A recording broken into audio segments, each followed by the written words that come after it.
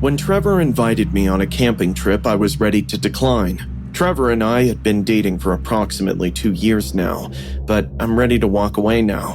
Why? Because he's sleeping with my best friend Cassie. I figured this had to be my moment, the moment I called them both out and broke up with Trevor while still having Cassie and Jordan watch. It was the beginning of summer in Alabama, and while it was warm, it was still a proper temperature for outdoor activities. We got to the campground shortly before sunset. Trevor picked a spot that was slightly back into the trees. All I could think about was it being like a horror movie where the unsuspecting campers are murdered. No one cared about location, but everyone was happy. When the sun set after we had set up camp and everyone began drinking, Jordan turned the speaker he brought to the max volume and started playing songs by Post Malone. Cassie danced like she was auditioning for a rap music video, and Trevor, he barely looked in my direction. I was sitting on a log, gnawing on chicken wings, feeling like a ghost. Then it happened. A soda can rolled into our circle. Clink, clink. Before we could react, it burst open, releasing a thick cloud of smoke. Yo! What the? Jordan coughed. Is that a smoke bomb? Cassie shrieked. All went dark. I woke up in a dimly lit room. We four were seated in a semicircle, with our hands tied back with rough, scratchy rope. My head throbbed. Dude, what the hell just happened? Jordan groaned. God, my head's still spinning, Trevor muttered. And then we heard it, the clapping. A figure stepped out from the shadows, a man standing like an unhinged robot, with a wide grin plastered on his face, as though he had just stepped out of Friday the 13th. Hello, hello, he said gleefully, arms extended outward. Welcome to my little party. Cassie immediately began to cry. Please, please, just let us go. We didn't do anything. He cocked his head to one side. Oh, princess, that's the problem. You haven't accomplished anything good yet. Out of nowhere, he revealed a hunting knife and cut Jordan across the arm. Jordan shrieked, jerking against the ropes. Blood soaked into his shirt. Whoopsie! The man chuckled. Silly me. Trevor squirmed in his seat. You're insane, bro. Let us go. The man locked eyes with him. He smiled, walked over, and slowly pressed the tip of the blade against Trevor's cheek. He plunged the knife into Trevor's thigh. Trevor let out a scream that could have woken the entire neighborhood. I simply observed, unperturbed. Cassie now in hysterics, wailing and pleading for mercy. The man turned to me, tilting his head. And you? You just sit there. You're not scared, sweetheart? I stared the man down, expressionless. No. He blinked, somewhat surprised. Huh. I let out half a smile. My life is already a joke. You might as well put me out of my misery. The man's eyes narrowed with interest. He crouched in front of me, assessing my face. Ho ho ho! Go on, you've piqued my interest. He wiped the blade against Trevor's jeans again and moved closer. What's your story, pretty thing? I turned my gaze towards Cassie and Trevor. You want to know why I'm not scared? My voice was low but steady. I looked directly at them. Because my boyfriend and best friend are screwing each other behind my back. Trevor's eyes widened. What? Cassie's face went pale. No, she's lying. She's... Save it, bitch. I spat. The man whistled. Wow, plot twist. Didn't see that one coming. He stood up and clapped his hands once more. You know what? You're fun. I like you. He pointed his knife toward Cassie, then Jordan. Tell you what, I'll let you live, but you gotta help me bury your friends. Deal? I didn't hesitate. Deal. I looked at Jordan. You knew too, but kept it a secret. Cassie screamed. What? No, please. Oh my God, please. I'm so sorry. I'm sorry. I didn't flinch. The man grabbed Cassie by the hair, yanked her to the edge of a freshly dug grave, and slashed her throat in one swift motion. Blood sprayed across the dirt as she gurgled and fell into the hole. Her eyes locked onto mine as she choked out her last breath. Next was Jordan. The man repeatedly stabbed him in the chest. By the time he dropped in the pit, his face was hardly recognizable. Trevor was sobbing, shaking like a baby. The man grabbed the collar of his coat and dragged him toward the grave. When the man was about to slice open Trevor's throat, I lunged. I swung the shovel hard against the back of his head. The man teetered and stumbled a few steps, blood rolling down the side of his temple. Before he could react, I swung again, harder, and he fell into the grave. He tried to speak, but I kicked his face, and without another word, I shoved him into the pile of corpses. His body landed with a sickening crunch. I grabbed the shovel and started throwing dirt in the hole. Trevor, still shaking, stared at me wide-eyed. You saved me. I didn't say anything. Oh God, I'm so sorry, babe. I swear, I'll never hurt you again. You saved my life. He was holding on to me and sobbing into my shoulder. A few minutes later, the cops arrived, and Trevor was still crying while he gave them his statement. I was sitting on the tailgate of the ambulance, ensconced in a blanket and sipping from a water bottle. Trevor dialed his parents, still in shock. We barely made it out alive, he wept. As the paramedics tended to him, I turned to the camera the officers were setting up for the press. My lips curled into a smile. It's not easy fooling a hitman, I whispered, my voice barely above a breath. I let out a dark chuckle. but I passed with flying colors.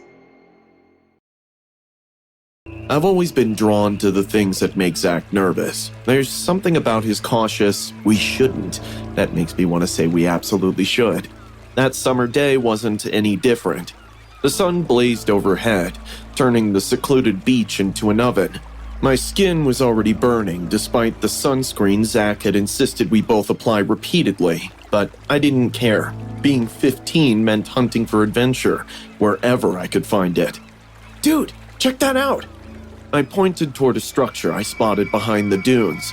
A weathered shack with splintered boards and a partially collapsed roof, almost hidden from view. Zach squinted against the sunlight. Probably just some old storage thing. But I was already trudging through the hot sand toward it. I could feel him hesitating before following. As we got closer, there was a smell that hit me like a punch to the gut. Rotting seaweed mixed with something sour and wrong. That's when I saw him. A man sitting behind the shack in a frayed beach chair. Everything about him was unsettling. His skin was burnt to leather, cracked and peeling in places. Greasy hair hung in salt-crusted ropes around a face that seemed both too old and too young at the same time. Hot day, huh, boys? His voice was like sandpaper on rust. I nodded casually. Yeah, nice spot you got here. His cracked lips spread into what I guess was meant to be a smile. I've got something even better inside. He gestured toward a smaller structure behind the main shack that I hadn't noticed before. You boys like girls? I felt Zach's hand grip my arm, his fingers digging in hard, but I couldn't look away from the man's captivating bloodshot eyes. Got some rare footage, the man continued, slowly running his tongue over his lips. Stuff you won't find online. Let's check it out, I whispered to Zach as I followed the man toward the smaller hut. The moment I stepped inside, I knew I'd made a terrible mistake. The air was thick and rancid, like breathing through a dirty sponge. Faded posters covered the walls, girls in bikinis, but their eyes looked wrong, vacant, terrified. Make yourselves comfortable, the man said, gesturing to two metal folding chairs facing a yellowed projector screen. My heart hammered in my chest, but my stupid pride wouldn't let me back out now. I sat down, feeling Zach reluctantly do the same behind me. The man switched on an ancient VCR and grainy footage flickered to life on the screen. It started innocently enough, young women laughing on a beach, splashing in waves. But the camera movements felt invasive, lingering too long, zooming in when they weren't looking. Then, the footage cut abruptly. The same women were now in a dark room, blindfolded and gagged, their makeup streaked with tears. My throat closed up. The next scene showed a room with plastic sheets covering the walls. One of the girls was dragged in, thrashing wildly. "Turn it off!" I abruptly stood up, disgusted. The man chuckled, a sound like gravel shifting, and paused the video. He leaned forward until I could smell his breath. "Why? We're just getting to the good part." He reached for a shelf and picked up what looked like a blood-stained hair scrunchie, bringing it to his nose with a contented sigh. "You know what makes this so special?" he asked, his eyes never leaving mine. "I was the cameraman, director, and sometimes the actor." My gaze dropped to the floor. What I thought were rust stains suddenly looked different, darker, deliberate. Zach bolted for the door, and this time, I was right behind him. But the man moved with impossible speed, blocking our exit. His face transformed completely. The casual friendliness was replaced by starvation. "Where you running, kid? You haven't even seen my collection." He flicked open a fishing knife and slowly scraped it across a wooden table, creating a sound that made my teeth ache. "It's always fun," he continued, taking a step towards us. "They wander in here, looking for adventure, giddy to see my collection, but objected when I insisted they starve them." Then he lunged, grabbed me by the collar, and yanked me close. I could smell the salt and rot on his skin as he pressed the blade against my throat. I kicked him hard in the chest, breaking free from his grip. We shoved past him and sprinted toward the exit, but he recovered quickly, tackling me. Zach hurriedly grabbed a metal pole from the pile of junk and swung it with everything he had. It connected with the man's wrist with a sickening crack, and the knife clattered to the floor. We tore through the hut, searching frantically for another way out. The man rose slowly behind us, blood dripping between his fingers, his face twisted in rage. "You're part of the collection," he sneered. "You can't leave." Suddenly, I spotted a rusted flare gun. My hand shook violently as I aimed and pulled the trigger. The flare struck his shoulder, igniting his shirt. He screamed, stumbling into a stack of wooden crates and knocking over a lit candle. The shack ignited in seconds. We burst through the door, choking on smoke, and ran until our lungs burned. A lifeguard spotted us and rushed over. Between gasps for air, we explained about the man, the videos, and the attack. The lifeguard radioed for help, and we ran back toward the burning shack. But when we arrived, there was nothing.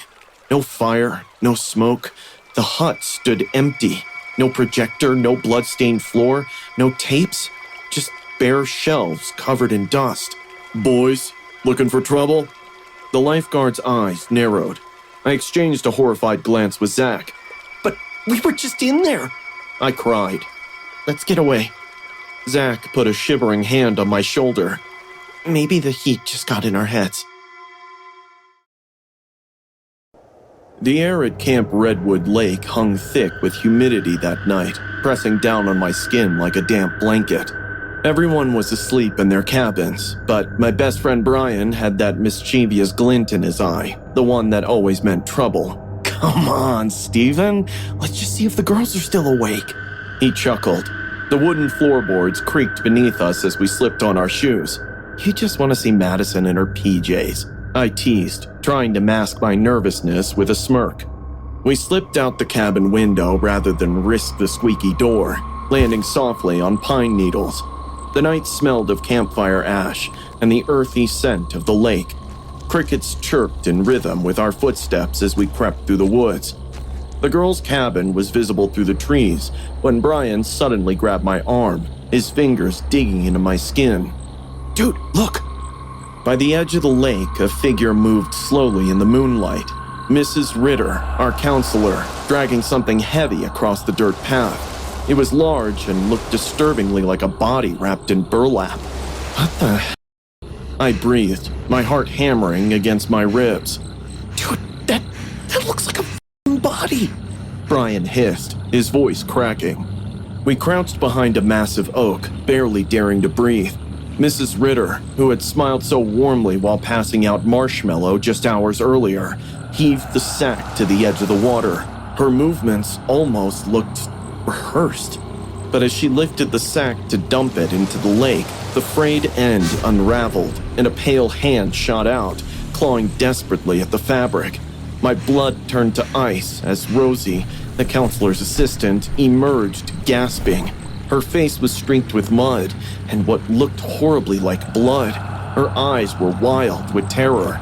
Mrs. Ritter reacted instantly, clamping a hand over Rosie's mouth, forcing her back down. Rosie's legs thrashed violently, her muffled screams barely audible over the lapping of the lake water. "We have to do something," I whispered, my mouth bone dry. "No, she'll see us." Brian clutched my wrist, holding me back, but I couldn't just watch. Rosie's eyes were bulging, her nails digging futilely into Mrs. Ritter's arms. Without thinking, I grabbed a rock and hurled it into the lake. The splash echoed across the water. Mrs. Ritter's head snapped up, her eyes narrowed as she scanned the tree line. Meanwhile, Rosie collapsed into the mud and coughed violently. But Mrs. Ritter spotted us, just a shadow of movement, but enough. She rose slowly, her voice unnervingly calm as she tilted her head and chuckled. You shouldn't have been here, boys. I didn't want to kill Rosie. I swear, I didn't. But she made me do it. She made me. The next thing, she lunged towards our hiding spot as we bolted, crashing through the underbrush. "The security exit! Mr. Blake's cabin!" Brian shouted over his shoulder. I could hear Mrs. Ritter behind us, closing in with unnatural speed, asking us to stop.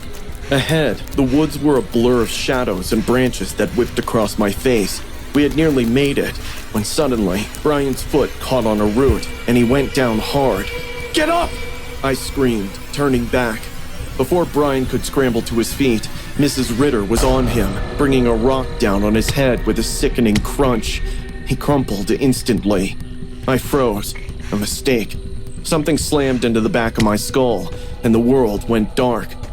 I awoke to throbbing pain, dirt in my mouth, and my hands bound tightly behind my back.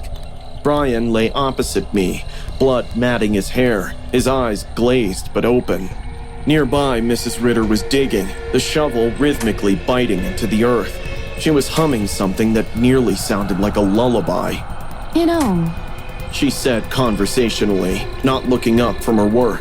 I didn't want to hurt anyone. She stabbed the shovel into the dirt and turned to us, her eyes wild and bloodshot. But Rosie had it coming. She seduced my husband. I gave that girl everything. A job, a place here. And she threw it in my face, Stephen. I just couldn't leave her alive. Mrs. Ritter knelt before me. I'm sorry. You weren't supposed to pay for her mistake. But you saw it. And now you gotta pay too. The rusty knife in her hand caught the moonlight as she pressed it against my cheek. I felt warm blood trickle down my face. My eyes darted frantically, searching for something, anything. Then I spotted it. Brian's pocket knife, half buried in the dirt where he'd fallen. "Please," I whimpered, slowly inching toward the knife. "Please, I don't want to die." It'll be over soon, sweetheart. My fingers closed around the knife handle. One swift cut and the rope gave way. Without hesitation, I lunged at Mrs. Ritter, tackling her from behind. She screamed as we hit the ground, but I slammed her face into the dirt, momentarily stunning her. "Run!"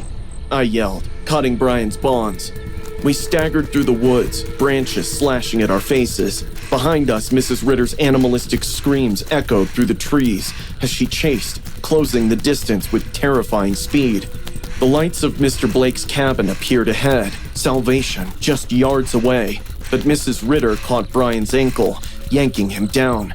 Without thinking, I grabbed a metal lantern from the porch and swung it with everything I had. It hit her face hard. Glass shattered, slicing her cheek open.